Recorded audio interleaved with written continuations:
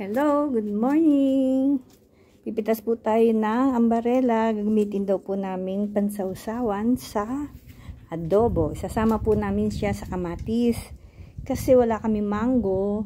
So, pwede naman po ito kasi medyo maasim-asim naman po siya. Hanap lang po tayo ng medyo magulang para po malaki-laki. Madami po siyang bunga. Oh. Ito po yung ambarela. Actually, yung dahon niya ginagamit din daw sa pansigang kasi medyo maasim. Parang libas din po. Yan po ang puno niya. Hindi siya ganong kalaki. Yan, pero tumataas na nga siya. Oh.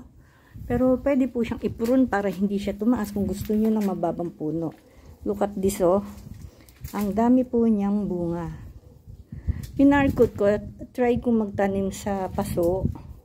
Hindi ko kasi alam kung mag-uugat siya, pero I'll try naman. Ayan, natingnan niyo, ito pa rin.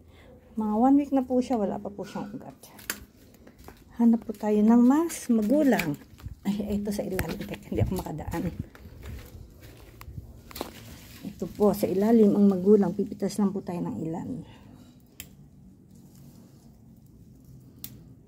Kasi sayang, gusto pahinugin. Kinakain din daw po ito ng hinog.